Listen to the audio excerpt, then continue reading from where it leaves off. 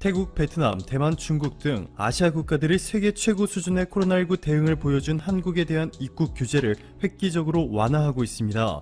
태국의 아누틴 차니라권 보건부 장관은 골프와 같은 구체적인 유형의 관광객들이 우선순위 대상으로 논의됐다. 이들의 동선 파악은 쉽기 때문에 추적이 쉽다. 라며 태국에서 구매력 파워가 큰 한국, 홍콩, 중국, 호주 등을 우선적으로 허가할 예정이며 이들은 건강보험에 가입하고 입국 전후로 건강 상태에 이상이 없으면 14일의 격리 조치 없이 관광을 허가할 계획이라 전했습니다.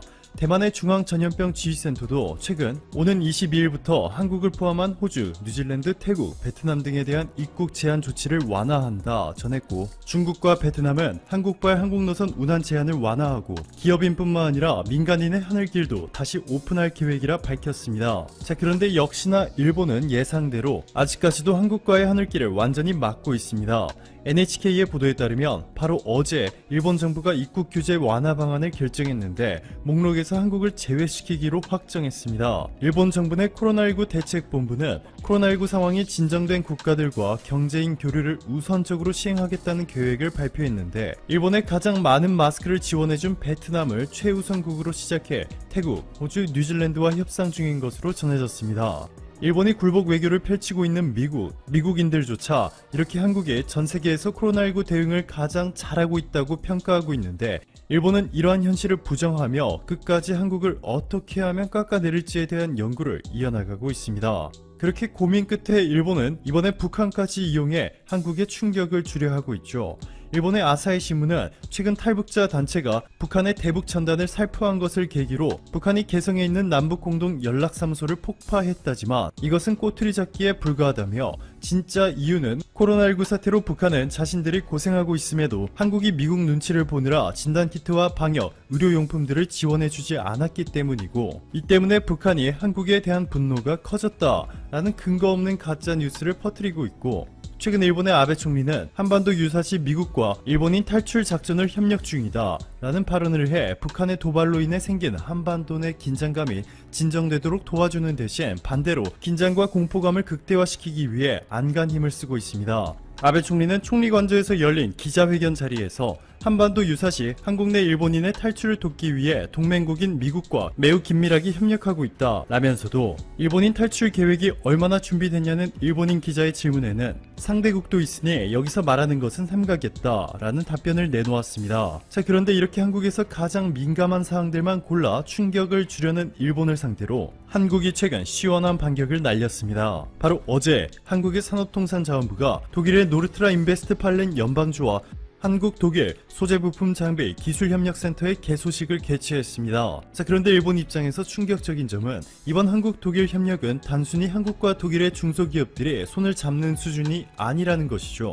한독 소재부품 장비 기술협력센터가 세워질 곳이 바로 독일의 아헨 특구라는 곳인데요. 이곳은 프라운호퍼 연구소와 아헨 공대가 있는 세계적인 수준의 R&D 인프라가 형성되었습니다. 프라운호퍼 연구협회는 독일에만 72개의 연구소를 둔 유럽 최대 규모의 응용 연구 개발 조직으로 1년 예산만 23억 유로 3조 원이 넘습니다.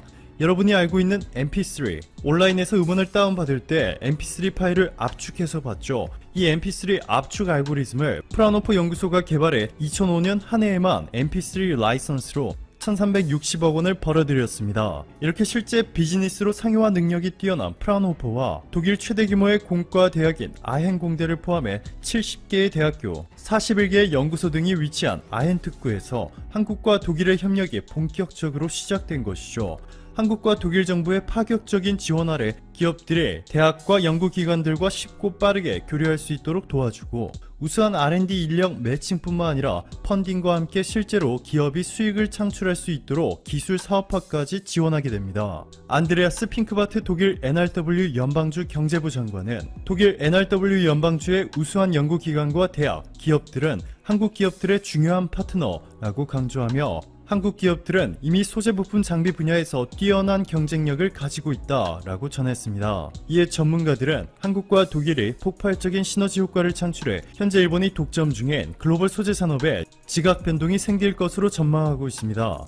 일본의 위기는 여기서 끝나지 않습니다. 현재 미래 에너지 산업 중 가장 각광받고 있는 분야인 수소에너지 산업은 한국과 일본의 치열한 경쟁 구도가 형성돼 있죠. 맥킨지가 발표한 자료에 따르면 2050년 수소에너지는 전 세계 에너지 수요의 약 18%, 3천조 원에 육박할 것이라 예측되고 있습니다. 엄청난 규모죠. 유럽 내 수소 및 연료전지 응용 분야에서 압도적인 선두주자인 독일이 한국과 손잡고 싶어하는 것은 한국은 올해 1월 세계 최초로 수소법을 제정했고 한국의 수소 자동차 기술은 이미 세계를 리드하고 있기 때문이죠. 독일 수소 전문가들은 이미 한국산 수소차가 독일을 앞질렀다, 한국산 수소 트럭이 유럽을 장악할 것이다 평가했습니다. 여기에 한국의 효성은 독일의 화학기업 린덴그룹과 손을 잡고 세계 최대 규모의 액화수소 공장을 한국의 울산에 짓기로 하는 등 한국과 독일이 그 길을 위한 소재 분야의 협력에 이어서 미래 수소 에너지 협력 체제까지 구축하는 데 성공하면서 글로벌 무대에서 일본이 차지하는 비중이 빛의 속도로 쪼그라들기 시작했습니다.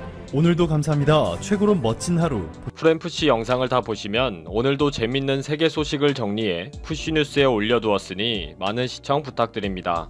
역사를 왜곡하는 일본은 거짓말이 들통날까봐 항상 호들갑을 떱니다.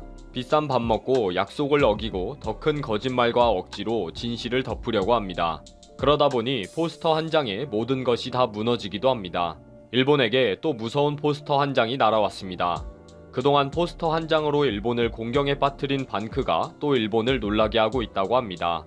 최근 개관한 도쿄 신주쿠 산업유산정보센터 내의 군함도에 대한 설명에서 일본은 역사적 사실을 외면하고 거짓말로 포장하고 있습니다.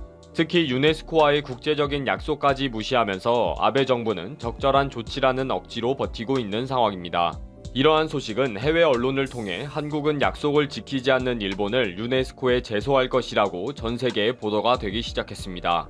UPI 통신도 이러한 조치와 강력한 항의를 소개하면서 일본이 역사적 진실과 유네스코와의 약속을 버렸다고 비판했습니다. 이런 와중에 반크가 포스터 한 장으로 일본의 뒤통수를 또 날리게 됩니다.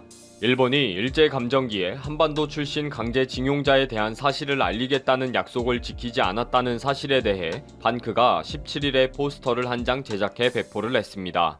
아베 총리는 피노키오, 거짓말은 숨길 수 없습니다. 진실은 드러납니다. 라는 제목으로 군함도에 대해 거짓말을 하는 바람에 코가 무진장 길어진 그림입니다.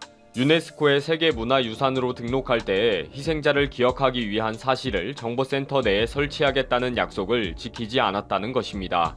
반크는 세계를 향해 거짓말을 반복하고 있는 일본 정부와 아베를 피노키오에 비유해 포스터를 영어, 일본어, 한국어 버전으로 제작해 SNS를 통해 전 세계에 확산시키려고 하고 있습니다. 지난 3월에 이미 반크는 메이지 산업유산은 역사 왜곡이라는 동영상을 제작했고 같은 내용으로 온라인 국제 서명 사이트인 체인지에 유네스코는 일본의 조치를 철저히 감시하라는 서명 활동을 전개했습니다. 반크는 방호복을 입고 성화를 봉송하는 포스터로 일본을 고통스럽게 만든 적이 있습니다. 이 당시 일본은 도쿄올림픽 조직위원회가 IOC를 통해 올림픽 엠블럼의 무단 사용을 지적했는데도 포스터를 삭제하지 않는다고 반크를 맹비난했습니다. 극우 언론 문추는 사이버 외교 사절단을 자칭하는 단체가 C19 사태로 한국이 어려운 상황인데도 도쿄올림픽을 방해하고 있다는 특집 기사를 실으면서 반크를 꼭 집어서 비난했습니다. 반크의 방사능 방호복 포스터는 그만큼 일본의 아픈 곳을 찔렀고 전 세계에 산뜻한 뉴스거리로 널리 퍼지고 있었기 때문입니다.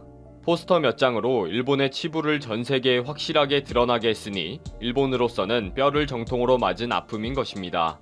일본은 반크를 한국 최대의 반일 조직이라고 정체를 규정하고 있습니다. 지난 1월에 방사능 올림픽 포스터를 일본 대사관 공사 현장에 붙인 것을 계기로 더 정체 파악과 활동 상황을 예의주시하고 있습니다. 20만 명의 사이버 외교관을 육성해서 세계 곳곳에서 밤낮으로 반일 활동을 전개하는 단체이다. 전국에서 반일 교육을 가르치는 강좌를 열고 있다. 일본에 대한 유언비어를 퍼뜨리고 있다. 반크의 사이버 공격 때문에 미국 FBI가 수사에 나설 정도이다 라고 나름대로의 조사 결과를 극우 단체와 일본인들에게 공식적으로 전달하고 있습니다. 급기야 한국의 네이버가 2008년에 1억 원이라는 금전적인 지원을 했기 때문에 일본인들이 많이 사용하는 라인을 이용하면 할수록 반크의 활동을 돕게 된다 라고 선동하고 있기도 합니다. 이렇게 포스터 한 장으로 일본을 불안초조하게 하는 한국인이 있는데 바로 서경덕 교수입니다. 지난 5월에는 포스터 한 장으로 우길기는 전범 깃발이다를 확실하게 각인시켜주는 캠페인을 11개 언어로 전 세계에 홍보했습니다. 신박한 아이디어로 해외 네티즌들의 호응을 받아서 절찬리에 널리 퍼지게 했습니다. 6월 12일에는 잉글랜드 프리미어 리그의 총 20개 클럽에 우길기를 사용하지 말아달라는 내용의 포스터와 편지를 보낸 사실이 알려졌습니다. 서 교수는 리버풀의 썸네일 이미지에 우길기 디자인이 들어가서 큰 소동이 있었다. EPL에 종종 우길 깃발이 등장하는 것은 역사적 배경을 잘 몰라서 그렇기 때문에 해외 모든 클럽에 제대로 알리려고 한다. 라면서 EPL을 시작으로 유럽 4대 축구 리그 등에 모두 같은 내용의 편지를 보내겠다고 했습니다. 일본 우익들은 서 교수의 7살의 어린 딸까지 협박할 정도로 이메일과 쪽지를 보내면서 흥분하고 난리도 아니었죠. 역사 왜곡과 거짓말을 덮기 위해 일본 정부와 일본인들이 쏟아붓는 노력은 가히 놀랍기도 합니다.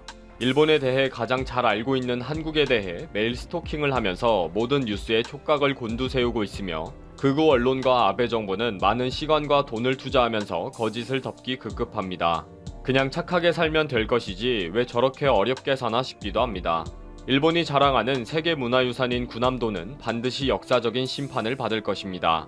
일본인들은 군함도를 세계에서 가장 아름다운 폐허라고 자랑합니다. 그런데 결국 조만간 군함도는 곧 붕괴되고 말 것이라는 조사 결과가 나왔습니다. 3월 26일 외벽이 바람이나 파도에 의해 크게 폭락하면서 나가사키 대학의 공학연구소에서 5월 초에 현지 조사를 했습니다. 그 결과 건물 내부 바닥부터 붕괴가 되기 시작했고 올 가을 강한 태풍이 오면 완전히 파괴될 가능성도 있다고 결론을 내렸습니다. 이미 바닷바람에 콘크리트에 소금이 깊게 스며든 상태이기 때문에 보안 지지한다는 것은 현대의 공학기술로는 어렵다고 합니다. 이 연구소의 결론을 접한 극우 언론들은 투어도 위험한 상황이기 때문에 조금이라도 더 버틸 수 있도록 기도하는 길밖에 없다며 안절부절해하고 있습니다. 포스터 한 장에도 벌벌 떨면서 무슨 기도를 한다는 것인지 어이가 없습니다.